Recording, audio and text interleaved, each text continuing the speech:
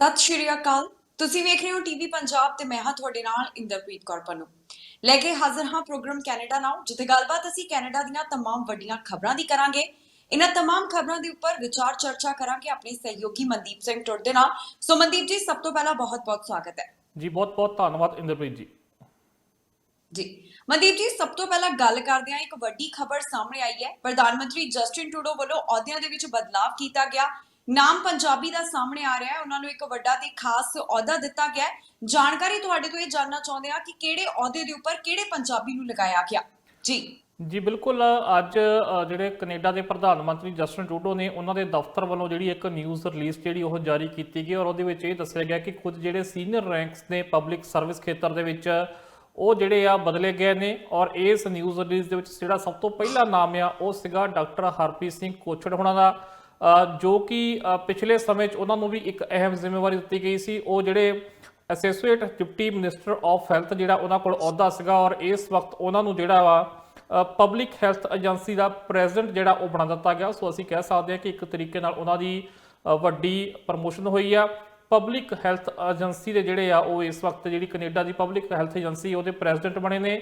ਸੋ ਜੇਕਰ ਅਸੀਂ 2019 ਦੀਆਂ ਰਿਪੋਰਟਾਂ ਦੀ ਗੱਲ ਕਰੀਏ ਤਾਂ ਇਸ ਏਜੰਸੀ ਦਾ ਜਿਹੜਾ ਬਜਟ ਆ ਲਗਭਗ $675 ਮਿਲੀਅਨ ਦੇ ਕਰੀਬ ਆ, ਔਰ 2400 ਦੇ ਕਰੀਬ ਜਿਹੜੇ ਕਾਮੇ ਨੇ ਇੱਥੇ ਕੰਮ ਕਰਦੇ ਨੇ। ਸੋ ਇਹਨਾਂ ਦੇ ਉੱਪਰ ਜਿਹੜੇ ਆ ਡਾਕਟਰ ਹਰਪ੍ਰੀਤ ਸਿੰਘ ਜਿਹੜੇ ਕੰਮ ਕਰਨਗੇ, ਔਰ ਉਹਨਾਂ ਦੀ ਜ਼ਿੰਮੇਵਾਰੀ ਹੋਵੇਗੀ ਕਿ ਕੈਨੇਡਾ ਦੇ ਲੋਕਾਂ ਦੀ ਸਿਹਤ ਦੀ ਜਿਹੜੀ ਜ਼ਿੰਮੇਵਾਰੀ ਹੈ ਉਹਨਾਂ ਦੇ ਸਿਰ ਪਵੇਗੀ। ਹੈਲਥ ਸਿਸਟਮ ਉੱਤੇ ਜਿਹੜਾ ਬੋਝ ਆ ਜਾਂ ਜੋ ਜਿਸ ਤਰੀਕੇ ਦੇ ਵੀ ਸੁਧਾਰਾਂ ਦੀ ਲੋੜ ਆ ਉਹ ਸਾਰਾ ਜਿਹੜਾ ਵਾ ਕੰਮ ਹੁਣ ਉਹਨਾਂ ਦੇ ਜ਼ਿੰਮੇ ਹੋਵੇਗਾ। ਸੋ ਇੱਕ ਵੱਡੀ ਜ਼ਿੰਮੇਵਾਰੀ ਜਿਹੜੀ ਆ ਦਿੱਤੀ ਗਈ ਆ ਡਾਕਟਰ ਹਰਪ੍ਰੀਤ ਸਿੰਘ ਹੋਣਾ ਨੂੰ, ਜਿਨ੍ਹਾਂ ਦੀ ਤਸਵੀਰ ਇਸ ਵਕਤ ਦਰਸ਼ਕ ਸਾਡੇ ਨਾਲ ਸਕਰੀਨ ਤੇ ਦੇਖ ਰਹੇ ਨੇ, ਜਿਨ੍ਹਾਂ ਨੂੰ ਪਹਿਲਾਂ ਵੀ ਇੱਕ ਵੱਡਾ ਅਹੁਦਾ ਦਿੱਤਾ ਗਿਆ ਸੀ ਸਿਹਤ ਦੇ ਖੇਤਰ ਦੇ ਵਿੱਚ। ਉਦੋਂ ਵੀ ਕਾਫੀ ਚਰਚਾ ਹੋਈ ਸੀ, ਔਰ ਅੱਜ ਇੱਕ ਵਾਰੀ ਫੇਰ ਕਿਉਂਕਿ ਹੁਣ ਤੋਂ ਕੁਝ ਸਮਾਂ ਪਹਿਲਾਂ ਹੀ ਹਾਲੇ ਇਹ ਜਿਹੜੀ ਨਿਊਜ਼ ਰਿਲੀਜ਼ ਹੈ ਉਹ ਜਾਰੀ ਹੋਈ ਆ, ਔਰ ਇਸ ਗੱਲ ਦੀ ਜ਼ਰੂਰ ਚਰਚਾ ਹੋਵੇਗੀ ਕਿ ਇੱਕ ਵੱਡੇ ਅਹੁਦੇ ਉੱਤੇ ਇੱਕ ਵਾਰੀ ਹੋਰ ਜਿਹੜਾ ਪੰਜਾਬੀ ਪਹੁੰਚਿਆ। ਕਿਉਂਕਿ ਆਮ ਤੌਰ ਤੇ ਅਸੀਂ ਇਹੀ ਦੇਖਦੇ ਹਾਂ ਕਿ ਵੱਖ-ਵੱਖ ਥਾਵਾਂ ਤੇ ਪੰਜਾਬੀ ਬੈਠੇ ਨੇ, ਔਰ ਜਦੋਂ ਟਰੂਡੋ ਸਾਹਿਬ ਦੀ ਕੈਬਨਿਟ ਦੇ ਵਿੱਚ 4 ਪੰਜਾਬੀ ਸ਼ਾਮਲ ਹੋਏ ਸੀ ਬਹੁਤ ਵੱਡੀ ਚਰਚਾ ਹੋਈ ਸੀ, ਔਰ ਚਰਚਾ ਇਸ ਹਿੱਸੇ ਦੀ ਵੀ ਹੋਣੀ ਬਣਦੀ ਹੈ ਇਸ ਜੋ ਅੱਜ ਖਬਰ ਆਈ ਆ। ਕਿਉਂਕਿ ਡਾਕਟਰ ਹਰਪ੍ਰੀਤ ਸਿੰਘ ਕੋਛੜ ਜਿਹੜੇ ਆ ਉਹ ਇਸ ਵਕਤ ਪਬਲਿਕ ਏਜੰਸੀ ਜਿਹੜੀ ਆ ਪਬਲਿਕ ਹੈਲਥ ਏਜੰਸੀ ਜਿਹੜੀ ਆ ਕੈਨੇਡਾ ਦੀ, ਸੋ ਉਹਦਾ ਅਹੁਦਾ ਉਹਨਾਂ ਕੋਲ ਆ। ਸੋ ਜਿਹੜੇ ਕੈਨੇਡੀਅਨ ਆ ਉਹਨਾਂ ਦੀ ਸਿਹਤ ਦਾ ਹੁਣ ਜਿਹੜਾ ਜ਼ਿੰਮਾ ਆ ਉਹ ਡਾਕਟਰ ਸਾਹਿਬ ਦੇ ਸਿਰ ਤੇ ਆ। ਸੋ ਵਧਾਈ ਦੇ ਪਾਤਰ ਵੀ ਨੇ, ਔਰ ਮੈਨੂੰ ਲੱਗਦਾ ਕਿ ਪੂਰੇ ਭਾਈਚਾਰੇ ਲਈ ਵੀ ਮਾਣ ਦੀ ਗੱਲ ਹੈ, ਔਰ ਇੱਕ ਵੱਡੀ ਜ਼ਿੰਮੇਵਾਰੀ ਜਿਹੜੀ ਉਹ ਪ੍ਰਧਾਨ ਮੰਤਰੀ ਹੋਣਾ ਨੇ ਦਿੱਤੀ ਹੈ। ਜੀ ਮਨਦੀਪ ਜੀ, ਅਗਲੀ ਜਿਹੜੀ ਖਬਰ ਹੈ ਉਹ ਇਮੀਗ੍ਰੇਸ਼ਨ ਦੇ ਨਾਲ ਜੁੜੀ ਹੋਈ ਹੈ। ਅਸੀਂ ਦੇਖਿਆ ਕਿ ਪਿਛਲੇ ਕੁਝ ਮਹੀਨਿਆਂ ਤੋਂ ਇਮੀਗ੍ਰੇਸ਼ਨ ਦਾ ਜਿਹੜਾ ਪੱਧਰ ਹੈ ਉਹ ਹੇਠਾਂ ਆ ਰਿਹਾ ਹੈ, ਕਿਉਂਕਿ ਪਹਿਲਾਂ ਦੇ ਮੁਕਾਬਲੇ ਘੱਟ ਇਨਵੀਟੇਸ਼ਨ ਜਾਰੀ ਕੀਤੇ ਜਾ ਰਹੇ ਨੇ। ਸੋ ਜਿਹੜੇ ਘੱਟ ਇਨਵੀਟੇਸ਼ਨ ਜਾਰੀ ਹੋ ਰਹੇ ਨੇ, ਪਹਿਲਾਂ ਤਾਂ ਇਸ ਦੇ ਬਾਰੇ ਜਾਣਕਾਰੀ ਤੁਹਾਡੇ ਤੋਂ ਜਾਣਨਾ ਚਾਹਾਂਗੇ।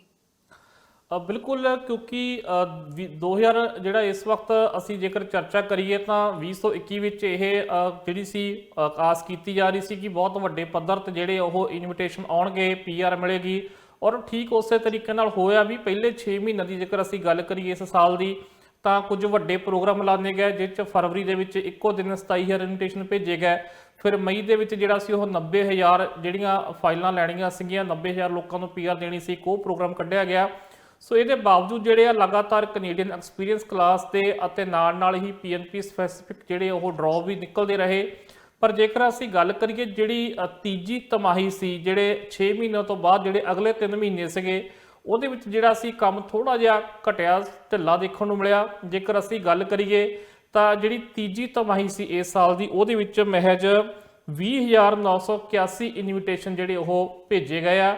ਔਰ ਜੇਕਰ ਅਸੀਂ ਇਹਦੀ ਤੁਲਨਾ ਕਰੀਏ ਪਿਛਲੇ ਸਮਿਆਂ ਦੇ ਵਿੱਚ, ਕਿਉਂਕਿ ਜਿਹੜੀਆਂ ਪਹਿਲੀਆਂ 2 ਤਿਮਾਹੀਆਂ ਸੀ ਉਹਨਾਂ ਵਿੱਚ ਤਾਂ ਕਾਫੀ, ਜੇਕਰ ਅਸੀਂ ਪਹਿਲੀ ਤਿਮਾਹੀ ਦੀ ਗੱਲ ਕਰੀਏ ਤਾਂ ਕਾਫੀ ਰਿਕਾਰਡ ਬ੍ਰੇਕਿੰਗ ਸੀਗਾ ਸਾਰਾ ਕੁਝ ਹੀ ਉਹਦੇ ਵਿੱਚ, ਕਿਉਂਕਿ ਇੱਕ ਦਿਨ 'ਚ ਹੀ ਇੰਨੇ ਇਨਵੀਟੇਸ਼ਨ ਭੇਜ ਦਿੱਤੇ ਸੀ ਜਿੰਨੇ ਤਿਮਾਹੀ ਵਿੱਚ ਨਹੀਂ ਭੇਜੇ ਜਾਂਦੇ। ਸੋ ਉਹਦੇ ਨਾਲ ਜੇਕਰ ਹੁਣ ਅਸੀਂ ਗੱਲ ਕਰੀਏ ਤਾਂ 2019 ਦੇ ਚੌਥੇ ਕੁਆਰਟਰ ਦੇ ਜਿਹੜਾ ਵਾ ਇੰਨੇ ਇਨਵੀਟੇਸ਼ਨ ਘੱਟ ਪਹਿਲਾਂ ਇਸ ਤੋਂ ਪਹਿਲਾਂ ਭੇਜੇ ਗਏ ਸੀ, ਜਿਸ 'ਚ 18,000 ਦੇ ਕਰੀਬ ਜਿਹੜੇ ਇਨਵੀਟੇਸ਼ਨ ਭੇਜੇ ਗਏ ਸੀਗੇ। ਸੋ ਮਹਿਜ 20,000 ਇਨਵੀਟੇਸ਼ਨ ਜਿਹੜਾ ਵਾ ਇਸ ਤਿਮਾਹੀ ਦੇ ਵਿੱਚ ਗਿਆ। ਔਰ ਇਸ ਪੂਰੇ ਸਾਲ ਦੀ ਅਸੀਂ ਗੱਲ ਕਰੀਏ ਤਾਂ ਜਿਹੜਾ ਜ਼ਿਆਦਾ ਜ਼ੋਰ ਰਿਹਾ ਉਹ ਕੈਨੇਡੀਅਨ ਐਕਸਪੀਰੀਅੰਸ ਕਲਾਸ ਦਾ ਰਿਹਾ, ਇਹੀ ਡਰਾਅ ਜ਼ਿਆਦਾ ਨਿਕਲੇ ਆ। ਔਰ ਇਹਨਾਂ ਪਿਛਲੇ 3 ਮਹੀਨਿਆਂ ਵਿੱਚ ਜਿਹੜੇ ਆ 12 ਕੁੱਲ ਐਕਸਪ੍ਰੈਸ ਐਂਟਰੀ ਦੇ ਡਰਾਅ ਜਿਹੜੇ ਉਹ ਕੱਢੇ ਗਏ ਆ, ਜਿਸ 'ਚ 7 ਸੀਗੇ PNP ਸਪੈਸੀਫਿਕ, ਜਿਸ 'ਚ ਬਹੁਤ ਘੱਟ ਇਨਵੀਟੇਸ਼ਨ ਹੁੰਦੇ ਆ, ਔਰ 5 ਜਿਹੜੇ ਸੀਗੇ ਉਹ ਕੈਨੇਡੀਅਨ ਐਕਸਪੀਰੀਅੰਸ ਕਲਾਸ ਦੇ ਸੀਗੇ। ਔਰ ਜਿਵੇਂ ਅਸੀਂ ਕੱਲ ਵੀ ਦੱਸਿਆ ਸੀ ਕਿ ਫੈਡਰਲ ਸਕਿਲਡ ਵਰਕਰ ਦੇ ਜਿਹੜੇ ਡਰਾਅ ਆ ਉਹ ਹੱਲੇ ਉਡੀਕੇ ਜਾ ਰਹੇ ਨੇ ਔਰ ਉਮੀਦ ਹੈ ਕਿ ਜਲਦ ਨਿਕਲਣਗੇ। ਪਰ ਅਸੀਂ ਕੁੱਲ ਮਿਲਾ ਕੇ ਜੇ ਗੱਲ ਕਰੀਏ ਤਾਂ ਕੈਨੇਡਾ ਸਰਕਾਰ ਜੋ ਆਪਣੇ ਟਾਰਗੇਟ ਤੋਂ ਅਚੀਵ ਕਰਨਾ ਚਾਹੁੰਦੀ ਆ, ਇਸ ਤਿਮਾਹੀ ਦੇ ਵਿੱਚ ਜਿਹੜਾ ਵਾ ਉਹਦੇ ਉੱਤੇ ਚੱਲਦੀ ਨਜ਼ਰ ਨਹੀਂ ਆਈ, ਕਿਉਂਕਿ ਹੁਣ ਤੱਕ ਜੇਕਰ ਅਸੀਂ ਅਗਸਤ ਮਹੀਨੇ ਤੱਕ ਗੱਲ ਕਰੀਏ ਤਾਂ 2,22,000 ਲੋਕਾਂ ਨੂੰ ਜਿਹੜੀ ਇਸ ਸਾਲ ਜਿਹੜੀ ਆ PR ਦਿੱਤੀ ਜਾ ਚੁੱਕੀ ਆ ਜਾਂ ਉਹਨਾਂ ਨੂੰ ਇਨਵੀਟੇਸ਼ਨ ਭੇਜੇ ਜਾ ਚੁੱਕੇ ਆ। ਔਰ ਹੱਲੇ ਟਾਰਗੇਟ ਜਿਹੜਾ ਹੈਗਾ ਆ ਉਹ ਹੈਗਾ ਆ 4,01,000 ਦਾ ਤੇ 1,79,000 ਜਿਹੜੇ ਹੋ ਰਿਹਾ ਉਹ ਹੱਲੇ ਰਹਿੰਦੇ ਆ।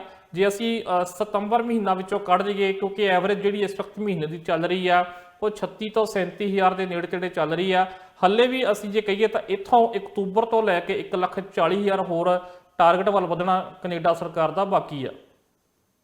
ਜੀ ਮਨਦੀਪ ਜੀ, ਇਹ ਤਾਂ ਤੁਸੀਂ ਜਾਣਕਾਰੀ ਸਾਂਝੀ ਕੀਤੀ ਹੈ ਕਿ ਕਿਸ ਤਰ੍ਹਾਂ ਜਿਹੜੇ ਇਨਵੀਟੇਸ਼ਨ ਮਹੀਨਿਆਂ ਦੇ ਵਿੱਚ ਕਿੰਨੇ ਮਿਲੇ, ਪਰ ਇੱਥੇ ਇਹ ਵੀ ਇੱਕ ਵੱਡਾ ਸਵਾਲ ਖੜਾ ਹੁੰਦਾ ਹੈ ਕਿ ਇਸ ਦੇ ਪਿੱਛੇ ਕੀ ਕਾਰਨ ਹੈ ਕਿ ਇਮੀਗ੍ਰੇਸ਼ਨ ਦਾ ਜਿਹੜਾ ਪੱਧਰ ਹੇਠਾਂ ਆ ਰਿਹਾ, ਕਿਉਂਕਿ ਟਾਰਗੇਟ ਜਿਹੜਾ ਹੈ ਉਹ ਕਾਫੀ ਵੱਡਾ ਤੈਅ ਕਰ ਲਿਆ ਗਿਆ ਤੇ ਹੁਣ ਉਸ ਨੂੰ ਕਿਵੇਂ ਪੂਰਾ ਕੀਤਾ ਜਾਵੇਗਾ, ਇਹ ਵੀ ਲਗਾਤਾਰ ਸਵਾਲ ਬਣਿਆ ਹੋਇਆ ਹੈ। ਪਰ ਇਮੀਗ੍ਰੇਸ਼ਨ ਦੇ ਜਿਹੜਾ ਪੱਧਰ ਹੇਠਾਂ ਜਾਣਾ, ਇਸ ਦਾ ਕੀ ਕਾਰਨ ਹੋ ਸਕਦਾ ਹੈ?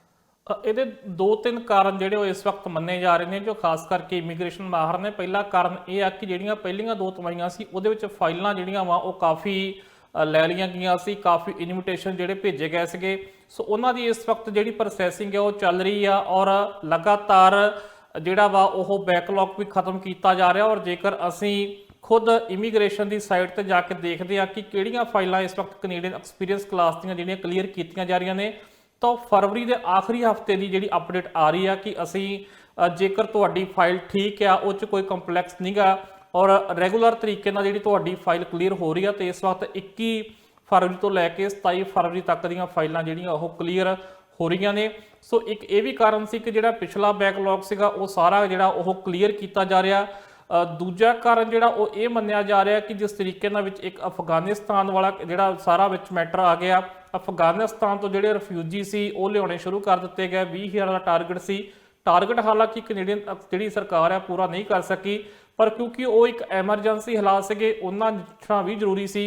ਇੱਕਦਮ ਤਾਲਿਬਾਨ ਨੇ ਜਿਹੜਾ ਸੀ ਉਹ ਸਾਰੇ ਅਫਗਾਨਿਸਤਾਨ ਤੇ ਕਬਜ਼ਾ ਕਰ ਲਿਆ। ਬਹੁਤ ਸਾਰੇ ਉੱਥੋਂ ਰਿਫਿਊਜੀ ਲੈ ਕੇ ਆਉਣੇ ਸੀ ਜਿਨ੍ਹਾਂ ਨੇ ਕੈਨੇਡੀਅਨ ਸਰਕਾਰ ਦੀ ਮਦਦ ਕੀਤੀ ਸੀ ਜਾਂ ਕੈਨੇਡੀਅਨ ਫੌਜ ਦੀ ਕਿਸੇ ਨਾ ਕਿਸੇ ਤਰੀਕੇ ਮਦਦ ਕਰਦੇ ਰਹੇ, ਚਾਹੇ ਉਹ ਦੁਭਾਸ਼ੀ ਹੋਣ ਚਾਹੇ ਕਿਸੇ ਹੋਰ ਤਰੀਕੇ ਨਾਲ।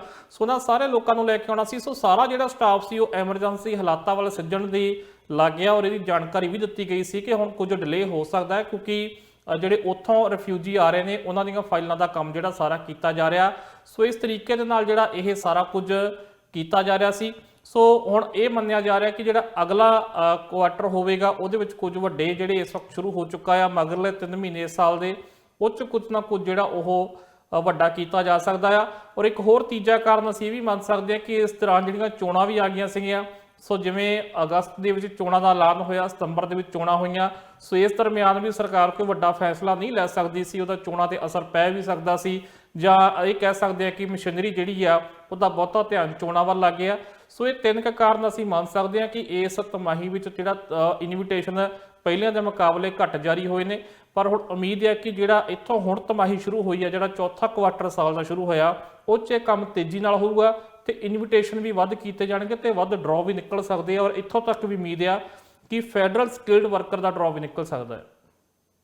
ਜੀ ਮਨਦੀਪ ਜੀ, ਚਾਹੇ ਇਮੀਗ੍ਰੇਸ਼ਨ ਦਾ ਪੱਧਰ ਅਸੀਂ ਦੇਖਿਆ ਕਿ ਪਿਛਲੇ ਕੁਝ ਮਹੀਨਿਆਂ ਤੋਂ ਹੇਠਾਂ ਜਾ ਰਿਹਾ ਹੈ, ਪਰ ਇੱਕ ਚੰਗੀ ਖਬਰ ਵੀ ਆਰਥਿਕਤਾ ਦੇ ਨਾਲ ਜੁੜੀ ਹੋਈ ਸਾਹਮਣੇ ਆਈ ਹੈ। ਸਟੈਟਿਸਟਿਕਸ ਕੈਨੇਡਾ ਵੱਲੋਂ ਜਾਣਕਾਰੀ ਦਿੱਤੀ ਗਈ ਹੈ ਕਿ ਸਤੰਬਰ ਮਹੀਨਾ ਉੱਥੇ ਵੱਡੀ ਗਿਣਤੀ ਦੇ ਵਿੱਚ ਨੌਕਰੀਆਂ ਆਰਥਿਕਤਾ ਦੇ ਵਿੱਚ ਐਡ ਹੋਈਆਂ ਨੇ ਤੇ ਬੇਰੁਜ਼ਗਾਰੀ ਦਰ ਵੀ ਪਹਿਲਾਂ ਦੇ ਮੁਕਾਬਲੇ ਹੇਠਾਂ ਆ ਗਈ ਹੈ।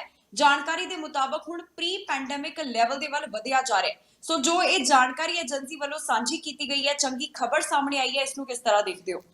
ਬਿਲਕੁਲ ਖਬਰ ਨੂੰ ਜਿਹੜਾ ਵਾ ਉਹ ਪੋਜ਼ਿਟਿਵ ਤਰੀਕੇ ਨਾਲ ਦੇਖਿਆ ਜਾ ਸਕਦਾ, ਕਿਉਂਕਿ ਜੇਕਰ ਅਸੀਂ ਥੋੜਾ ਜਿਹਾ ਯਾਦ ਕਰੀਏ ਤਾਂ ਜਦੋਂ ਲਾਕਡਾਊਨ ਲੱਗਾ ਸੀ ਮਾਰਚ 2020 ਦੇ ਵਿੱਚ, ਤਾਂ ਕਈ ਮਿਲੀਅਨ ਜਿਹੜੀਆਂ ਜੌਬ ਸੀ ਉਹ ਕੁਝ ਦਿਨਾਂ ਦੇ ਵਿੱਚ ਜਿਹੜੀਆਂ ਉਹ ਖਾਲੀ ਹੋ ਗਈਆਂ ਸੀਗੀਆਂ। ਸੋ ਇੱਕ ਬੇਰੁਜ਼ਗਾਰੀ ਜਿਹੜੀ ਦਰ ਆ ਉਹ ਇੱਕੋ ਦਮ ਜਿਹੜੀ ਆ ਉਹ ਰਿਕਾਰਡ ਬ੍ਰੇਕਿੰਗ ਜਿਹੜੀ ਉਹ ਦਰ ਤੇ ਪਹੁੰਚ ਗਈ ਸੀਗੀ। ਪਰ ਉਸ ਤੋਂ ਬਾਅਦ ਹੌਲੀ ਹੌਲੀ ਕਵਰ ਹੋਣਾ ਸ਼ੁਰੂ ਕੀਤਾ। ਫਿਰ ਜਦੋਂ ਹੌਲੀ ਹੌਲੀ ਰੀਓਪਨਿੰਗ ਹੋਈ, 1 ਮਹੀਨਾ ਇਸ ਤਰੀਕੇ ਦਾ ਵੀ ਆਇਆ ਸੀ ਕਿ ਇੱਕੋ ਮਹੀਨੇ 'ਚ ਹੀ 1 ਮਿਲੀਅਨ ਦੇ ਨੇੜੇ ਜਿਹੜੀਆਂ ਆਸ-ਪਾਸ ਜਿਹੜੀਆਂ ਜੌਬਾਂ ਸੀ ਉਹ ਵਾਪਸ ਭਰ ਗਈਆਂ ਸੀਗੀਆਂ। ਸੋ ਇਸ ਤਰੀਕੇ ਨਾਲ ਉਦੋਂ ਤੋਂ ਲੈ ਕੇ ਹੁਣ ਤੱਕ ਰਿਕਵਰੀ ਚੱਲ ਰਹੀ ਸੀ, ਕਦੇ ਰਿਕਵਰੀ ਜ਼ਿਆਦਾ ਚੱਲਦੀ ਹੈ, ਕਦੇ ਥੋੜੀ ਚੱਲਦੀ ਆ। ਸੋ ਹੁਣ ਜਿਵੇਂ ਸਤੰਬਰ ਦੇ ਵਿੱਚ ਜਿਹੜੀਆਂ ਥੋੜੀਆਂ ਢਿੱਲਾਂ ਵੀ ਦਿੱਤੀਆਂ ਗਈਆਂ ਸੀ, ਹੋਰ ਵਧੇਰੇ ਕਈ ਥਾਵਾਂ ਤੇ ਰੀਓਪਨਿੰਗ ਦਾ ਜਿਹੜਾ ਕੀਤਾ ਗਿਆ, ਵੈਕਸੀਨੇਸ਼ਨ ਦਾ ਪ੍ਰਭਾਵ ਪਿਆ ਔਰ ਇਸ ਤਰੀਕੇ ਨਾਲ ਜਿਹੜੇ ਕਾਰੋਬਾਰ ਆ ਜਾਂ ਜਿਹੜਾ ਟੂਰਿਜ਼ਮ ਹੈ ਉਹ ਵੀ ਹੌਲੀ ਹੌਲੀ ਖੁੱਲ੍ਹਣਾ ਸ਼ੁਰੂ ਹੋ ਗਿਆ। ਸੋ ਇਸ ਤਰੀਕੇ ਨਾਲ ਜਿਹੜੀ ਉਮੀਦ ਕੀਤੀ ਜਾ ਰਹੀ ਸੀ ਕਿ ਜਿਹੜੀ ਪਹਿਲਾਂ ਸੀ ਇਸ ਮਹਾਮਾਰੀ ਤੋਂ ਪਹਿਲਾਂ ਜਿਹੜੇ ਹਾਲਾਤ ਸੀਗੇ ਉੱਦਾਂ ਦੇ ਹਾਲਾਤ ਜਿਹੜੇ ਹੁਣ ਹੋ ਸਕਦੇ ਆਮ ਵਰਗੇ। ਹਾਲਾਂਕਿ ਅਸੀਂ ਇਹ ਤਾਂ ਨਹੀਂ ਕਹਿ ਸਕਦੇ ਕਿ ਹਾਲਾਤ ਬਿਲਕੁਲ ਉੱਦਾਂ ਦੇ ਹੋ ਗਏ ਆ, ਪਰ ਸਰਕਾਰ ਦਾ ਇਹ ਦਾਅਵਾ ਆ, ਜਿਹੜੀ ਰਿਪੋਰਟ ਆਈ ਹੈ ਕਿ ਜਿਹੜੀ ਬੇਰੁਜ਼ਗਾਰੀ ਦਰ ਆ ਹੁਣ ਉੱਥੇ ਪਹੁੰਚ ਗਈ ਆ ਜਿੱਥੇ ਮਹਾਮਾਰੀ ਤੋਂ ਪਹਿਲਾਂ ਸੀਗੀ। ਸੋ ਇਹ ਜਿਹੜੀ 1.5 ਲੱਖ ਤੋਂ ਵੱਧ ਜੌਬ ਕ੍ਰੀਏਟ ਹੋਈ ਆ, ਜਿਹੜੀ ਪਿਛਲੀ ਹੁਣ ਰਿਪੋਰਟ ਤਾਜ਼ਾ ਆਈ ਆ, ਸੋ ਇਹਦੇ ਨਾਲ ਜਿਹੜੀ ਦਰ ਉੱਥੇ ਪਹੁੰਚ ਗਈ ਆ। ਸੋ ਉਮੀਦ ਕਰ ਸਕਦੇ ਆ ਕਿ ਅੱਗੇ ਹੋਰ ਵੀ ਜਿਹੜੀਆਂ ਉਹ ਨੌਕਰੀਆਂ ਪੈਦਾ ਹੋਣਗੀਆਂ, ਕਿਉਂਕਿ ਹੱਲੇ ਵੀ ਪੂਰੇ ਤਰੀਕੇ ਨਾਲ ਉਸ ਪੱਧਰ ਉੱਤੇ ਕਾਰੋਬਾਰ ਨਹੀਂ ਪਹੁੰਚੇ ਆ। ਹੱਲੇ ਟੂਰਿਜ਼ਮ ਦਾ ਕੰਮ ਉੱਥੇ ਤੱਕ ਨਹੀਂ ਪਹੁੰਚਿਆ, ਕਿਉਂਕਿ ਟੂਰਿਜ਼ਮ ਇੱਕ ਵੱਡੀ ਇੰਡਸਟਰੀ ਆ ਕੈਨੇਡਾ ਦੇ ਵਿੱਚ। ਹੱਲੇ ਇੰਨੀ ਵੱਡੀ ਪੱਧਰ ਤੇ ਲੋਕ ਨਹੀਂ ਕੈਨੇਡਾ 'ਚ ਆ ਰਹੇ ਨੇ ਘੁੰਮਣ ਫਿਰਨ ਲਈ, ਔਰ ਬਹੁਤ ਸਾਰੀਆਂ ਇਸ ਵਕਤ ਬੰਦਿਸ਼ਾਂ ਵੀ ਨੇ। ਕਈ ਦੇਸ਼ਾਂ 'ਚ ਹੱਲੇ ਵੀ ਫਲਾਈਟਾਂ ਬੰਦ ਨੇ, ਲੋਕਡਾਊਨ ਨੇ, ਔਰ ਵੈਕਸੀਨ ਦਾ ਇੱਕ ਵੱਖਰਾ ਇਸ਼ੂ ਆ। ਬਹੁਤ ਸਾਰੇ ਲੋਕਾਂ ਦੇ ਇਸ ਤਰੀਕੇ ਦੀ ਵੈਕਸੀਨ ਲੱਗੀ ਹੋਈ ਹੈ ਜਿਹੜੀ ਹੈਲਥ ਕੈਨੇਡਾ ਵੱਲੋਂ ਅਪਰੂਵ ਨਹੀਂ। ਸੋ ਜਦੋਂ ਇਹ ਇੰਡਸਟਰੀ ਨੂੰ ਹੋਰ ਹੁੰਗਾਰਾ ਮਿਲੇਗਾ ਤਾਂ ਅਸੀਂ ਹੋਰ ਵੀ ਜਿਹੜਾ ਵਾ ਦਰ 'ਚ ਇਸ 'ਚ ਕਮੀ ਦੇਖ ਸਕਦੇ ਹਾਂ, ਜਿਹੜੀ ਬੇਰੁਜ਼ਗਾਰੀ ਦਰ ਹੈ। ਪਰ ਫਿਲਹਾਲ ਅਸੀਂ ਕਹਿ ਸਕਦੇ ਹਾਂ ਇੱਕ ਚੰਗੀ ਖਬਰ ਹੈ। ਜੀ ਮਨਦੀਪ ਜੀ, ਇੱਕ ਹੋਰ ਖਬਰ ਸਾਹਮਣੇ ਆਈ ਹੈ। ਰਿਸਰਚਰਸ ਵੱਲੋਂ ਜਾਣਕਾਰੀ ਦਿੱਤੀ ਗਈ ਹੈ, ਕਹਿੰਦੇ ਵੱਡੀ ਗਿਣਤੀ ਦੇ ਵਿੱਚ ਕੈਨੇਡੀਅਨਸ ਅਜਿਹੇ ਨੇ ਜਿਹੜੇ ਪ੍ਰਦੂਸ਼ਣ ਜਾਣੀ ਕਿ ਵੱਧ ਪ੍ਰਦੂਸ਼ਣ ਵਾਲੇ ਇਲਾਕੇ ਦੇ ਵਿੱਚ ਰਹਿੰਦੇ ਨੇ। ਸੋ ਜੋ ਇਹ ਰਿਪੋਰਟ ਸਾਹਮਣੇ ਆਈ ਹੈ, ਇਸ ਨੂੰ ਕਿਸ ਤਰ੍ਹਾਂ ਦੇਖਦੇ ਹੋ ਤੇ ਇਹਦੇ ਬਾਰੇ ਜ਼ਰੂਰ ਵਧੇਰੇ ਜਾਣਕਾਰੀ ਸਾਡੇ ਨਾਲ ਸਾਂਝੀ ਕਰੋ। ਬਿਲਕੁਲ ਜੀ, ਇਹ ਹਾਲਾਂਕਿ ਇਹ ਥੋੜਾ ਹੈਰਾਨੀ ਕਰਨ ਵਾਲਾ ਮਾਮਲਾ ਲੱਗਦਾ ਹੈ, ਕਿਉਂਕਿ ਆਮ ਤੌਰ ਤੇ ਕਿਹਾ ਜਾਂਦਾ ਕਿ ਕੈਨੇਡਾ ਦਾ ਹਵਾ ਪਾਣੀ ਜਿਹੜਾ ਹੈ ਬਹੁਤ ਸਾਫ਼ ਆ ਔਰ ਲੋਕਾਂ ਦੀ ਜਿਹੜੀ ਇੱਥੇ ਔਸਤਨ ਉਮਰ ਆ ਉਹ ਬਾਕੀ ਮੁਲਕਾਂ ਦੇ ਮੁਕਾਬਲੇ ਕਾਫੀ ਲੰਬੀ ਆ, ਕਿਉਂਕਿ ਹਵਾ ਪਾਣੀ ਸਾਫ਼ ਆ, ਬਿਮਾਰੀਆਂ ਤੋਂ ਬਚੇ ਰਹਿੰਦੇ ਆ ਔਰ ਸਿਹਤ ਜਿਹੜੀ ਉਹ ਨਰੋਈ ਰਹਿੰਦੀ ਆ। ਪਰ ਇਹ ਜਿਹੜੀ ਨਵੀਂ ਰਿਪੋਰਟ ਆਈ ਹੈ ਕੁਝ ਹੋਰ ਹੀ ਖੁਲਾਸੇ ਕਰਦੀ ਹੈ ਔਰ ਇਹਦੇ ਵਿੱਚ ਇਹ ਦੱਸਿਆ ਗਿਆ ਕਿ ਜਿਹੜੀਆਂ ਸੰਯੁਕਤ ਰਾਸ਼ਟਰ ਵੱਲੋਂ ਗਾਈਡਲਾਈਨਸ ਜਿਹੜੀਆਂ ਦਿੱਤੀਆਂ ਗਈਆਂ ਨੇ, ਜਿਹਦੇ ਮੁਤਾਬਕ ਜਿਹੜੀ ਸਿਹਤਮੰਦ ਹਵਾ ਦਾ ਪੱਧਰ ਕਿੰਨਾ ਹੋਣਾ ਚਾਹੀਦਾ ਆ, ਸੋ ਉਹਦੇ ਧਿਆਨ ਨਾਲ ਕਹਿੰਦੇ ਦੇਖੀਏ ਤਾਂ 86% ਜਿਹੜੇ ਕੈਨੇਡੀਅਨ ਆ ਉਹ ਇਸ ਵਕਤ ਪੋਲਿਊਸ਼ਨ ਦੇ ਵਿੱਚ ਰਹਿ ਰਹੇ ਨੇ। ਸੋ ਜਿਹੜੀਆਂ ਇਹ ਯੂਐਨ ਦੀਆਂ ਗਾਈਡਲਾਈਨਸ ਆ ਉਹਦੇ ਮੁਤਾਬਕ ਜਿਹੜੀ ਇੱਕ ਰਿਸਰਚ ਰਿਪੋਰਟ ਜਿਹੜੀ ਉਹ ਤਿਆਰ ਕੀਤੀ ਗਈ ਆ, ਜੋ ਕਿ ਕੈਨੇਡਾ ਦੀ ਇੱਕ ਸੰਸਥਾ ਵੱਲੋਂ ਕੀਤੀ ਗਈ ਆ ਔਰ ਉਹਦੇ ਵੱਲੋਂ ਜਿਹੜੀ ਇਹ ਰਿਪੋਰਟ ਦਿੱਤੀ ਗਈ ਆ ਕਾਫੀ ਚਿੰਤਾ ਵਾਲੀ ਹੈ, ਕਿਉਂਕਿ ਅਸੀਂ ਦੇਖਦੇ ਹਾਂ ਕਿ ਪੋਲਿਊਸ਼ਨ ਦਾ, ਕਲਾਈਮੇਟ ਚੇਂਜ ਦਾ ਮੁੱਦਾ ਕਿੰਨਾ ਵੱਡਾ ਬਣ ਕੇ ਕੈਨੇਡਾ 'ਚ ਉਭਾਰਿਆ ਜਾਂਦਾ ਆ। 2019 ਦੀਆਂ ਚੋਣਾਂ ਵਿੱਚ ਵੀ ਬਹੁਤ ਵੱਡਾ ਮੁੱਦਾ ਸੀਗਾ। 2000 ਜਿਹੜੀਆਂ ਹੁਣ ਚੋਣਾਂ ਹੋਈਆਂ ਪਿਛਲੇ ਮਹੀਨੇ ਉਹਦੇ ਵਿੱਚ ਵੀ ਬਹੁਤ ਵੱਡਾ ਇਹ ਮੁੱਦਾ ਸੀਗਾ। ਸੋ ਲਗਾਤਾਰ ਜਿਹੜੀ ਇਹਦੇ ਉੱਤੇ ਗੱਲ ਕੀਤੀ ਜਾ ਰਹੀ ਆ, ਪਰ ਜੇਕਰ ਇਹੀ ਰਿਪੋਰਟ ਚੋਣਾਂ ਤੋਂ ਪਹਿਲਾਂ ਆਈ ਹੁੰਦੀ ਤਾਂ ਇੱਕ ਵੱਡਾ ਝਟਕਾ ਵੀ ਲੱਗ ਸਕਦੀ ਸੀ ਕੋਈ ਸਿਆਸਤਦਾਨਾਂ ਲਈ। ਹੱਲੇ ਵੀ ਝਟਕਾ ਆ। ਹਾਲਾਂਕਿ ਜਸਟਿਨ ਟਰੂਡੋ ਹੁਣੀ ਜਿਹੜੇ ਉਹ ਕਈ ਤਰੀਕੇ ਦੇ ਉਹ ਕਦਮ ਚੱਕ ਰਹੇ ਨੇ, ਕਾਰਬਨ ਟੈਕਸ ਲਾ ਰਹੇ ਨੇ, ਹੋਰ ਬਹੁਤ ਸਾਰੀਆਂ ਚੀਜ਼ਾਂ ਕਰ ਰਹੇ ਨੇ ਔਰ ਇੱਕ ਚੰਗਾ ਤਕੜਾ ਉਹਨਾਂ ਨੇ ਆਪਣੇ ਪਲੇਟਫਾਰਮ ਦੇ ਵਿੱਚ ਪਲਾਨ ਵੀ ਦਿੱਤਾ ਸੀ ਕਲਾਈਮੇਟ ਚੇਂਜ ਦਾ। ਉਹਦੇ ਵਿੱਚ ਵੀ ਇਹ ਸਾਰੀਆਂ ਚੀਜ਼ਾਂ ਮੌਜੂਦ ਨੇ ਕਿ ਕਿਸ ਤਰੀਕੇ ਨਾਲ 에ਅਰ ਪੋਲਿਊਸ਼ਨ ਨੂੰ ਘਟਾਉਣਾ ਹੈ, ਕਿਸ ਤਰੀਕੇ ਨਾਲ ਜਿਹੜਾ ਪਾਣੀ ਦਾ ਪੋਲਿਊਸ਼ਨ ਆ ਉਹਨੂੰ ਘਟਾਉਣਾ ਆ। ਪਰ ਇਹ ਜਿਹੜੀ ਰਿਪੋਰਟ ਆਈ ਹੈ ਇਹਦੇ ਮੁਤਾਬਕ 86% ਜਿਹੜੇ ਲੋਕ ਅਜਿਹੀ ਹਵਾ 'ਚ ਸਾਹ ਲੈਂਦੇ ਆ ਜੋ ਯੂਐਨ ਦੀਆਂ ਗਾਈਡਲਾਈਨਸ ਦੇ ਮੁਤਾਬਕ ਜਿਹੜੀ ਉਹ ਪ੍ਰਦੂਸ਼ਿਤ ਆ, ਔਰ ਇਹਦੇ ਨਾਲ ਹੀ 56% ਲੋਕ ਜਿਹੜੇ ਆ ਉਹ ਅਜਿਹੀ ਹਵਾ 'ਚ ਰਹਿੰਦੇ ਆ ਜਿੱਥੇ ਨਾਈਟ੍ਰੋਜਨ ਡਾਈਆਕਸਾਈਡ ਦੀ ਮਾਤਰਾ ਜਿਹੜੀ ਆ ਉਹ ਪਾਈ ਜਾ ਰਹੀ ਆ। ਸੋ ਚੋਣਾਂ ਦੇ ਵਿੱਚ ਇੱਕ ਸਾਫ਼ ਪਾਣੀ ਦਾ ਮੁੱਦਾ ਵੀ ਉੱਠਿਆ ਸੀ, ਜਗਮੀਤ ਸਿੰਘ ਨੇ ਮੁੱਦਾ ਉਠਾਇਆ ਸੀ 2019 ਦੀਆਂ ਚੋਣਾਂ ਵਿੱਚ ਵੀ। ਐਤਕੀ ਵੀ ਉਹ ਮੁੱਦਾ ਸੀਗਾ ਕਿ ਕੁਝ ਥਾਵਾਂ ਤੇ ਅਜਿਹੇ ਮੂਲ ਨਿਵਾਸੀ ਭਾਈਚਾਰੇ ਰਹਿੰਦੇ ਨੇ ਜਿਨ੍ਹਾਂ ਨੂੰ ਪੀਣ ਲਈ ਸਾਫ਼ ਪਾਣੀ ਨਹੀਂ ਮਿਲਦਾ, ਉੱਥੇ ਉਬਾਲ ਕੇ ਪਾਣੀ ਪੀਂਦੇ ਨੇ। ਸੋ ਇੱਕ ਇਹ ਵੀ ਰਿਪੋਰਟ ਜਿਹੜੀ ਉਸੇ ਲੜੀ 'ਚ ਦੇਖੀ ਜਾ ਸਕਦੀ ਹੈ ਜਿੱਥੇ ਤਕਰੀਬਨ ਜੇਕਰ ਅਸੀਂ 86% ਕੈਨੇਡੀਅਨ ਦੀ ਗੱਲ ਕਰਦੇ ਹਾਂ ਤਾਂ ਮੈਨੂੰ ਲੱਗਦਾ ਕਿ ਸਾਰੇ ਵੱਡੇ ਸ਼ਹਿਰ ਇਹਦੇ ਵਿੱਚ ਜ਼ਰੂਰ ਆਉਂਦੇ ਹੋਣਗੇ। ਜੀ ਮਨਦੀਪ ਜੀ, ਨਿਊ ਬਰੰਜ਼ਵਿਕ ਦੇ ਪ੍ਰੀਮੀਅਰ ਦੇ ਨਾਲ ਪ੍ਰਧਾਨ ਮੰਤਰੀ ਜਸਟਿਨ ਟਰੂਡੋ ਵੱਲੋਂ ਗੱਲਬਾਤ ਕੀਤੀ ਗਈ ਹੈ। ਸੋ ਤੁਹਾਡੇ ਤੋਂ ਅਸੀਂ ਜਾਣਨਾ ਚਾਹੁੰਦੇ ਹਾਂ ਕਿ ਦੋਹਾਂ ਦੇ ਵਿਚਕਾਰ ਕਿਹੜੀ ਗੱਲ ਹੋਈ ਹੈ, ਕਿਹੜੇ ਮੁੱਦਿਆਂ ਦੇ ਉੱਪਰ ਇਹਨਾਂ ਦੋਹਾਂ ਵੱਲੋਂ ਵਿਚਾਰ ਸਾਂਝੇ ਕੀਤੇ ਗਏ। ਜੀ ਬਿਲਕੁਲ, ਇਸ ਵਕਤ ਜਿਹੜਾ ਸਭ ਤੋਂ ਵੱਡਾ ਮੁੱਦਾ ਉਹ ਕੋਵਿਡ-19 ਦਾ ਹੀ ਆ ਜੀ। ਸੋ ਇਸੇ ਮੁੱਦੇ ਉੱਤੇ ਇਹ ਜਿਹੜੀ ਆ ਨਿਊ ਬ੍ਰਿੰਸਵਿਕ ਦੇ ਪ੍ਰੀਮੀਅਰ ਨਾਲ ਜਸਟਿਨ ਟਰੂਡੋ ਹੋਣਾ ਨੇ ਇੱਕ ਰਸਮੀ ਗੱਲਬਾਤ ਕੀਤੀ ਆ। ਸੋ ਇਹ ਵੀ ਇੱਕ ਨਿਊਜ਼ ਰਿਲੀਜ਼ ਜਿਹੜੀ ਆ ਪ੍ਰਧਾਨ ਮੰਤਰੀ ਹੋਣਾ ਦੇ ਦਫ਼ਤਰ ਵੱਲੋਂ ਜਾਰੀ ਕੀਤੀ ਗਈ, ਜਿਸ 'ਚ ਜਾਣਕਾਰੀ ਦਿੱਤੀ ਆ ਕਿ ਜਿੰਨੇ ਕੁ ਨਿਊ ਬ੍ਰਿੰਸਵਿਕ 'ਚ ਮਾਮਲੇ ਆ ਰਹੇ ਨੇ ਕੋਵਿਡ ਦੇ, ਉਹਦੇ ਸੰਬੰਧੀ ਜਸਟਿਨ ਟਰੂਡੋ ਹੋਣਾ ਨੇ ਗੱਲਬਾਤ ਕੀਤੀ ਆ। ਹਾਲਾਤ ਉੱਥੋਂ ਪੁੱਛੇ ਨੇ ਕਿ ਕੀ ਹਾਲਾਤ ਨੇ ਔਰ ਪੇਸ਼ਕਸ਼ ਕੀਤੀ ਆ ਕਿ ਕਿਸੇ ਵੀ ਤਰੀਕੇ ਦੀ ਕੋਈ ਰੈਪਿਡ ਟੈਸਟਿੰਗ ਕਿਟਸ ਚਾਹੀਦੀਆਂ ਨੇ ਜਾਂ ਹੋਰ ਕੁਝ ਚਾਹੀਦਾ ਆ, ਕੋਈ ਮਦਦ ਚਾਹੀਦੀ ਆ ਤਾਂ ਫੈਡਰਲ ਜਿਹੜਾ ਆਟਵਾ ਆ ਉਹ ਬਿਲਕੁਲ ਤਿਆਰ ਆ ਔਰ ਉਹ ਮਦਦ ਜਿਹੜੀ ਆ ਨਿਊ ਬ੍ਰਿੰਸਵਿਕ ਨੂੰ ਜਿਹੜੀ ਉਹ ਦਿੱਤੀ ਜਾਵੇਗੀ। ਇਹਦੇ ਨਾਲ ਹੀ ਇਹ ਵੀ ਦੱਸਿਆ ਗਿਆ ਇਸ ਨਿਊਜ਼ ਰਿਲੀਜ਼ ਦੇ ਵਿੱਚ ਕਿ ਪ੍ਰਧਾਨ ਮੰਤਰੀ ਹੋਣਾ ਨੇ ਨਿਊ ਬ੍ਰਿੰਸਵਿਕ ਦੇ ਪ੍ਰੀਮੀਅਰ ਨੂੰ ਇਸ ਗੱਲ ਲਈ ਵੀ ਜ਼ੋਰ ਦਿੱਤਾ ਹੈ ਕਿ ਉਹ ਉੱਥੇ ਆਪਣੇ ਸੂਬੇ ਦੇ ਵਿੱਚ ਲੋਕਾਂ ਨੂੰ ਉਤਸ਼ਾਹਿਤ ਕਰਨ ਕਿ ਵੱਧ ਤੋਂ ਵੱਧ ਜਿਹੜੀ ਵੈਕਸੀਨ ਆ ਉਹ ਲਗਵਾਈ ਜਾਵੇ, ਕਿਉਂਕਿ ਉਹ ਕਹਿੰਦੇ ਵੀ ਇਸ ਵਕਤ ਇੱਕੋ ਇੱਕ ਹੱਲ ਆ ਕਿ ਵੈਕਸੀਨ ਨਾਲ ਹੀ ਕੋਵਿਡ ਨੂੰ ਜਿਹੜਾ ਉਹ ਕਾਬੂ ਕੀਤਾ ਜਾ ਸਕਦਾ ਆ। ਔਰ ਇਹਦੇ ਤੋਂ ਇਲਾਵਾ ਜਿਹੜਾ ਬਾਰਡਰ ਆ, ਲੈਂਡ ਬਾਰਡਰ ਆ ਅਮਰੀਕਾ ਦੇ ਨਾਲ, ਉਹਦੇ ਸੰਬੰਧੀ ਵੀ ਗੱਲਬਾਤ ਕੀਤੀ ਗਈ ਆ ਔਰ ਉਹਦੇ ਓਪਨਿੰਗ ਸੰਬੰਧੀ ਵੀ ਗੱਲਬਾਤ ਕੀਤੀ ਗਈ ਆ। ਸੋ ਇੱਕ ਨਿਊਜ਼ ਰਿਲੀਜ਼ ਦੇ ਵਿੱਚ ਪ੍ਰਧਾਨ ਮੰਤਰੀ ਉਹਨਾਂ ਦੇ ਦਫ਼ਤਰ ਵੱਲੋਂ ਜਾਣਕਾਰੀ ਜਿਹੜੀ ਸੀ ਜਾਰੀ ਕੀਤੀ ਗਈ ਹੈ। ਜੀ ਮਨਦੀਪ ਜੀ, ਸੋ ਜਿਸ ਤਰ੍ਹਾਂ ਵੱਖ-ਵੱਖ ਪ੍ਰੋਵਿੰਸਸ ਦੇ ਵੱਲੋਂ ਕਰੋਨਾ ਵਾਇਰਸ ਦੇ ਕਾਰਨ ਪਾਬੰਦੀਆਂ ਲਗਾਈਆਂ ਗਈਆਂ ਸਨ, ਹੌਲੀ-ਹੌਲੀ ਕਰਕੇ ਸੂਬੇ ਇਹਨਾਂ ਪਾਬੰਦੀਆਂ ਤੋਂ ਰਾਹਤ ਵੀ ਦੇ ਰਹੇ ਨੇ। ਓਨਟਾਰੀਓ ਤੋਂ ਖਬਰ ਸਾਹਮਣੇ ਆਈ ਹੈ ਜਿੱਥੇ ਕਾਫੀ ਜ਼ਿਆਦਾ ਹੋਰ ਵੀ ਢਿੱਲ ਦਿੱਤੀ ਜਾ ਰਹੀ ਹੈ। ਸੋ ਓਨਟਾਰੀਓ ਤੋਂ ਕਿਹੜੇ ਐਲਾਨ ਹੋਏ ਨੇ, ਕਿਹੜੀਆਂ ਹੁਣ ਥਾਵਾਂ ਦੇ ਉੱਪਰ ਹੋਰ ਵੀ ਜ਼ਿਆਦਾ ਰਾਹਤ ਦਿੱਤੀ ਜਾ ਰਹੀ ਹੈ? ਬਿਲਕੁਲ ਜੀ, ਔਰ ਜੇਕਰ ਅਸੀਂ ਅੰਟਾਰੀਓ ਦੀ ਗੱਲ ਕਰੀਏ ਤਾਂ ਅੰਟਾਰੀਓ ਵਿੱਚ ਪਿਛਲੇ 24 ਘੰਟਿਆਂ ਦੌਰਾਨ 573 ਜਿਹੜੇ ਆ ਕਰੋਨਾ ਦੇ ਮਾਮਲੇ ਸਾਹਮਣੇ ਆਏ ਨੇ। ਸੋ ਇਹਦੇ ਵਿੱਚ ਜੇਕਰ ਅਸੀਂ ਗੱਲ ਕਰੀਏ ਤਾਂ 13 ਜਿਹੜੇ ਹੋਰ ਲੋਕ ਆ ਪਿਛਲੇ 24 ਘੰਟੇ ਦੌਰਾਨ ਉਹ ICU 'ਚ ਗਏ ਨੇ। ਸੋ ਇੱਕ ਜਿਹੜੀ ਜਾਣਕਾਰੀ ਸਾਂਝੀ ਕੀਤੀ ਗਈ ਹੈ, ਇਹਦੇ ਨਾਲ ਹੀ ਇੱਕ ਨਿਊਜ਼ ਰਿਲੀਜ਼ ਜਿਹੜੀ ਹੈ ਅੰਟਾਰੀਓ ਸਰਕਾਰ ਵੱਲੋਂ ਜਾਰੀ ਕੀਤੀ ਗਈ ਆ ਕਿ ਕੁਝ ਥਾਵਾਂ ਤੇ ਸ਼ਨੀਵਾਰ ਅੱਧੀ ਰਾਤ ਤੋਂ ਜਿਹੜੀਆਂ ਵਾ ਕੁਝ ਪਾਬੰਦੀਆਂ 'ਚ ਢਿੱਲ ਦਿੱਤੀ ਗਈ ਆ। ਔਰ ਉੱਥੇ ਜਿਹੜਾ ਵਾ ਉਹ ਜਿਹੜੇ ਕੁਝ ਥਾਂ ਆ ਉਹ, ਕਿਉਂਕਿ ਪਹਿਲਾਂ ਇਹ ਕੀਤਾ ਗਿਆ ਸੀ ਕਿ ਅੱਧੀ ਕਪੈਸਿਟੀ ਜਿਹੜੀ ਆ ਜੇਕਰ ਕਿਸੇ ਹਾਲ 'ਚ 100 ਵਿਅਕਤੀ ਬੈਠ ਸਕਦਾ, ਖੜ ਸਕਦਾ, ਤੇ ਉੱਥੇ ਕੀਤਾ ਗਿਆ ਸੀ ਕਿ ਉਹ 50 ਵਿਅਕਤੀ ਹੀ ਉੱਥੇ ਖੜ ਬੈਠ ਸਕਦੇ ਆ।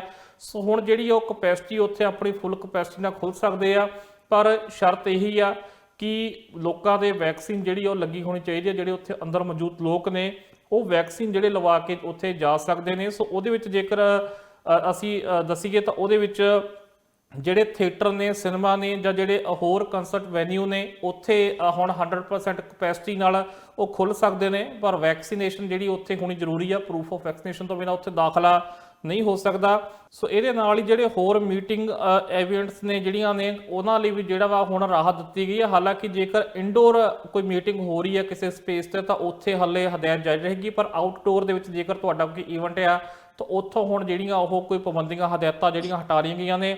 ਸੋ ਇਹਦੇ ਨਾਲ ਹੀ ਜੇਕਰ ਕੋਈ ਕਮਰਸ਼ੀਅਲ ਫਿਲਮ ਅਤੇ ਟੈਲੀਵਿਜ਼ਨ ਪ੍ਰੋਡਕਸ਼ਨ ਸਟੂਡੀਓ ਆ ਉੱਥੇ ਵੀ ਜਿਹੜੀ ਆ 100% ਕਪੈਸਿਟੀ ਦੇ ਹਿਸਾਬ ਨਾਲ ਆਡੀਅנס ਜਿਹੜੀ ਆ ਉਹ ਬੈਠ ਸਕਦੀ ਆ। ਸੋ ਇਹਨਾਂ ਖੇਤਰਾਂ ਦੇ ਵਿੱਚ ਜਿਹੜੀ ਅੰਟਾਰੀਓ ਸਰਕਾਰ ਵੱਲੋਂ ਰਾਹਤ ਦਿੱਤੀ ਗਈ ਹੈ। ਜੀ ਮਨਦੀਪ ਜੀ, ਇੱਕ ਹੋਰ ਖਬਰ ਸਾਹਮਣੇ ਆਈ ਹੈ, ਭਾਰਤ ਵੱਲੋਂ ਹੁਣ ਚੰਗੀ ਖਬਰ ਸਾਹਮਣੇ ਆ ਰਹੀ ਹੈ ਜਿੱਥੇ ਟੂਰਿਸਟ ਵੀਜ਼ੇ ਜਿਹੜੇ ਨੇ ਉਹ ਖੋਲੇ ਜਾ ਰਹੇ ਨੇ। ਭਾਰਤ ਵੱਲੋਂ ਕਾਫੀ ਲੰਬੇ ਸਮੇਂ ਤੋਂ ਭਾਰਤ ਨੇ ਵੀ ਯਾਤਰਾ ਸੰਬੰਧੀ ਪਾਬੰਦੀਆਂ ਲਗਾਈਆਂ ਗਈਆਂ ਸੀ ਤੇ 18 ਮਹੀਨਿਆਂ ਬਾਅਦ ਹੁਣ ਇੱਕ ਵਾਰ ਫਿਰ ਤੋਂ ਅੰਤਰਰਾਸ਼ਟਰੀ ਯਾਤਰੀਆਂ ਦਾ ਭਾਰਤ ਵੱਲੋਂ ਸਵਾਗਤ ਕੀਤਾ ਜਾਵੇਗਾ। ਸੋ ਮਨਦੀਪ ਜੀ, ਜਿਸ ਤਰ੍ਹਾਂ ਬਹੁਤ ਸਾਰੇ ਕੈਨੇਡਾ ਤੋਂ ਵੀ ਲੋਕ ਅਜਿਹੇ ਸਨ ਜਿਹੜੇ ਜਾਣਾ ਚਾਹੁੰਦੇ ਸਨ ਭਾਰਤ, ਪਰ ਕਿਉਂਕਿ ਪਾਬੰਦੀਆਂ ਸਨ ਤਾਂ ਜਾ ਨਹੀਂ ਪਾਏ। ਸੋ ਇਹ ਜਿਹੜੀ ਖਬਰ ਭਾਰਤ ਤੋਂ ਸਾਹਮਣੇ ਆ ਰਹੀ ਹੈ, ਇਸ ਨੂੰ ਕਿਸ ਤਰ੍ਹਾਂ ਦੇਖਦੇ ਹੋ? ਬਿਲਕੁਲ ਜੀ, ਕਿਉਂਕਿ ਹੁਣ ਤੱਕ ਜੇਕਰ ਤੁਹਾਨੂੰ ਕੋਈ ਐਮਰਜੈਂਸੀ ਆ ਇਸੇ ਤਰੀਕੇ ਨਾਲ ਜਿਹੜਾ ਸੀ, ਹਾਲਾਂਕਿ ਲੋਕ ਸਫ਼ਰ ਕਰ ਰਹੇ ਨੇ, ਜਿਹੜੇ ਜਾ ਰਹੇ ਨੇ, ਪਰ ਫਿਰ ਵੀ ਕੁਝ ਜਿਹੜੀਆਂ ਉਹ ਸਮੱਸਿਆਵਾਂ ਦਾ ਜਿਹੜਾ ਸਾਹਮਣਾ ਕਰਨਾ ਪੈਂਦਾ ਸੀ, ਕੁਝ ਨਾ ਕੁਝ ਦਿਖਾਉਣਾ ਪੈਂਦਾ ਸੀਗਾ। ਸੋ ਭਾਰਤ ਵੱਲੋਂ ਜਿਹੜੇ ਆ ਹੁਣ ਇਹ ਸਖਤੀ ਹਟਾ ਦਿੱਤੀ ਗਈ ਆ, ਕਿਉਂਕਿ ਭਾਰਤ ਵਿੱਚ ਵੀ ਹੁਣ ਕੋਵਿਡ ਪਹਿਲਾਂ ਦੇ ਨਾਲੋਂ ਕੇਸ ਕਾਫੀ ਘੱਟ ਆਏ ਨੇ।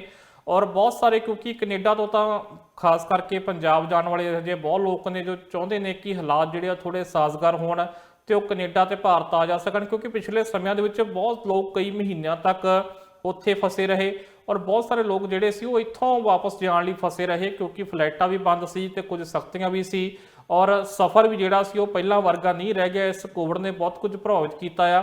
ਸੋ ਭਾਰਤ ਵੱਲੋਂ ਜਿਹੜੀਆਂ ਇਸ ਵਕਤ ਜਿਹੜੀ ਜਿਸ ਤਰੀਕੇ ਨਾਲ ਤੁਸੀਂ ਦੱਸ ਰਹੇ ਹੋ ਕਿ ਜਿਹੜੀਆਂ ਢਿੱਲਾਂ ਦਿੱਤੀਆਂ ਗਈਆਂ ਨੇ ਵਾਕਈ ਕਾਫੀ ਫਾਇਦੇਮੰਦ ਹੋਣਗੀਆਂ ਔਰ ਹੁਣ ਵਧੇਰੇ ਲੋਕ ਜਿਹੜੇ ਉਹ ਭਾਰਤ ਵੱਲ ਜਾ ਸਕਣਗੇ। ਤੇ ਕਿਉਂਕਿ ਕੈਨੇਡਾ ਨੇ ਵੀ ਡਾਇਰੈਕਟ ਫਲਾਈਟਾਂ ਖੋਲ੍ਹ ਦਿੱਤੀਆਂ ਨੇ, ਸੋ ਜਿਨ੍ਹਾਂ ਦੇ ਕੈਨੇਡਾ 'ਚ ਵੈਕਸੀਨ ਲੱਗੀ ਉਹਨਾਂ ਲਈ ਤਾਂ ਹੁਣ ਸਫ਼ਰ ਕਰਨਾ ਕਾਫੀ ਆਸਾਨ ਹੋਵੇਗਾ। ਸੋ ਹਾਲਾਂਕਿ ਸ਼ਰਤ ਕੈਨੇਡਾ ਨੇ ਵੀ ਇਹ ਰੱਖੀ ਹੋਈ ਹੈ ਕਿ ਤੁਸੀਂ ਉੱਥੋਂ ਤੁਰਨ ਲੱਗਿਆਂ ਨੇ ਆਪਣਾ ਟੈਸਟ ਜਿਹੜਾ ਵਾ ਉਹ ਜ਼ਰੂਰ ਕਰਾ ਕੇ ਆਉਣਾ ਆ। ਸੋ ਇਸ ਤਰੀਕੇ ਨਾਲ ਭਾਰਤ ਤੋਂ ਵੀ ਇੱਕ ਚੰਗੀ ਖਬਰ ਸਾਹਮਣੇ ਆਈ ਆ। ਜੀ ਬਿਲਕੁਲ। ਸੋ ਮਨਦੀਪ ਜੀ, ਇਹ ਚੰਗੀ ਖਬਰ ਜਿਹੜੀ ਹੈ ਸਾਹਮਣੇ ਆਈ ਹੈ ਭਾਰਤ ਤੋਂ, ਪਰ ਗੱਲ ਹੁਣ ਅਸੀਂ ਕਰਦੇ ਹਾਂ ਕੈਨੇਡਾ ਦੀ ਮੁੜ ਤੋਂ ਖਬਰ ਦੀ। ਥੈਂਕਸਗਿਵਿੰਗ ਤੋਂ ਪਹਿਲਾਂ ਲਗਾਤਾਰ ਕਈ ਪ੍ਰੋਵਿੰਸਸ ਜਿਹੜੇ ਨੇ ਉਹਨਾਂ ਵੱਲੋਂ ਦੱਸਿਆ ਜਾ ਰਿਹਾ ਹੈ ਕਿ ਕਿਸ ਤਰ੍ਹਾਂ ਇਕੱਠ ਕੀਤਾ ਜਾਵੇ, ਸੁਰੱਖਿਅਤ ਤਰੀਕੇ ਦੇ ਨਾਲ ਥੈਂਕਸਗਿਵਿੰਗ ਦਾ ਜਿਹੜਾ ਤਿਉਹਾਰ ਹੈ ਕਿਵੇਂ ਮਨਾਇਆ ਜਾ ਸਕਦਾ ਹੈ। ਵੈਸੇ ਜੇਕਰ ਅਸੀਂ ਗੱਲ ਕਰੀਏ ਤਾਂ ਪਹਿਲਾਂ ਦੇ ਨਾਲੋਂ ਇਸ ਵਾਰ ਫਰਕ ਜ਼ਰੂਰ ਹੈ, ਪਰ ਅੱਜ ਡਾਕਟਰ ਥੈਰੇਸਾ ਟੇਮ ਵੱਲੋਂ ਵੀ ਇੱਕ ਸਲਾਹ ਦਿੱਤੀ ਗਈ ਹੈ। ਸੋ ਉਸ ਦੇ ਬਾਰੇ ਵੀ ਸਾਨੂੰ ਦੱਸੋ ਤੇ ਇਸ ਬਾਰੇ ਤੁਹਾਡੇ ਕੀ ਵਿਚਾਰ ਨੇ? ਜੀ ਬਿਲਕੁਲ ਜੀ, ਕਿਉਂਕਿ ਅੱਗੇ ਹੁਣ ਲਗਭਗ ਅਸੀਂ ਕਹਿ ਸਕਦੇ ਹਾਂ ਕਿ ਤਿਉਹਾਰਾਂ ਦਾ ਸੀਜ਼ਨ ਆ ਰਿਹਾ ਵਾ, ਥੈਂਕਸ ਗਿਵਿੰਗ ਆ ਰਿਹਾ ਵਾ, ਉਸ ਤੋਂ ਅੱਗੇ ਫਿਰ ਹੈਲੋਵੀਨ ਆਵੇਗਾ, ਫਿਰ ਉਸ ਤੋਂ ਬਾਅਦ ਜਾ ਕੇ ਦਸੰਬਰ 'ਚ ਫਿਰ ਕ੍ਰਿਸਮਸ ਆਵੇਗਾ। ਇਹਦੇ ਦਰਮਿਆਨ ਵੀ ਕੁਝ ਇਵੈਂਟ ਜਿਹੜੇ ਹੁੰਦੇ ਰਹਿਣਗੇ। ਸੋ ਹੁਣ ਇਸ ਤਰੀਕੇ ਦੀਆਂ ਜਿਹੜੀਆਂ ਹਦਾਇਤਾਂ ਨੇ ਸਾਨੂੰ ਲਗਾਤਾਰ ਸੁਣਨ ਨੂੰ ਮਿਲਦੀਆਂ ਰਹਿਣਗੀਆਂ, ਕਿਉਂਕਿ ਲਗਾਤਾਰ ਜਿਹੜੀ ਉਹ ਇਸ ਵਕਤ ਕੇਸ ਜਿਹੜੇ ਆ ਵੱਖ-ਵੱਖ ਥਾਵਾਂ ਤੋਂ ਸਾਹਮਣੇ ਆ ਰਹੇ ਨੇ। ਔਰ ਜਿਵੇਂ ਅਸੀਂ ਪਹਿਲਾਂ ਵੀ ਦਰਸ਼ਕਾਂ ਨੂੰ ਦੱਸਿਆ ਸੀ ਕਿ ਹੁਣ ਇਸ ਵਕਤ ਇਸ ਤਰੀਕੇ ਨਾਲ ਵੀ ਲੋਕਾਂ ਨੂੰ ਥੋੜਾ ਜਿਹਾ ਅਹਿਸਾਸ ਕਰਾਇਆ ਜਾ ਰਿਹਾ ਕਿ ਵੈਕਸੀਨ ਜਿਹੜੀ ਜ਼ਰੂਰੀ ਆ।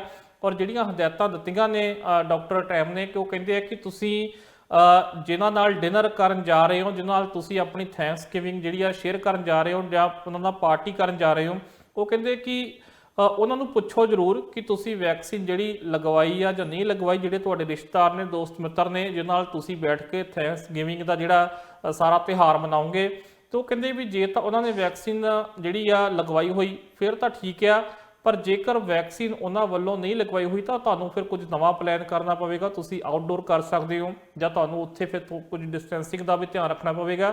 ਸੋ ਇਸ ਤਰੀਕੇ ਦੀਆਂ ਹਦਾਇਤਾਂ ਜਿਹੜੀਆਂ ਵਾ ਇਹ ਦਿੱਤੀਆਂ ਜਾ ਰਹੀਆਂ ਨੇ। ਮੈਨੂੰ ਲੱਗਦਾ ਕਿ ਸਿਰਫ ਇਸ ਲਈ ਨਹੀਂ, ਜਿੱਦਾਂ ਹੀ ਹੁਣ ਅੱਗੇ ਹੋਰ ਤਿਉਹਾਰ ਆਉਣਗੇ ਉਹਨਾਂ ਸਾਰਿਆਂ ਲਈ ਕੁਝ ਨਾ ਕੁਝ ਇਸ ਤਰੀਕੇ ਦਾ ਜਿਹੜਾ ਉਹ ਐਲਾਨ ਕੀਤਾ ਜਾਵੇਗਾ। ਜੀ, ਸੋ ਇਹਨਾਂ तमाम ਖਬਰਾਂ ਦੇ ਉੱਪਰ ਅਸੀਂ ਪ੍ਰੋਗਰਾਮ ਕੈਨੇਡਾ ਨਾਓ ਦੇ ਵਿੱਚ ਵਿਚਾਰ ਚਰਚਾ ਕੀਤੀ ਹੈ ਤੇ ਇਹਨਾਂ तमाम ਖਬਰਾਂ ਦੀ ਜਾਣਕਾਰੀ ਤੁਹਾਡੇ ਨਾਲ ਸਾਂਝੀ ਕੀਤੀ ਹੈ। ਬਾਕੀ ਖਬਰਾਂ ਦੇ ਲਈ ਤੁਸੀਂ ਬਣੇ ਰਹੋ ਟੀਵੀ ਪੰਜਾਬ ਦੇ ਨਾਲ। ਫਿਲਹਾਲ ਸਾਨੂੰ ਦਿਓ ਇਜਾਜ਼ਤ।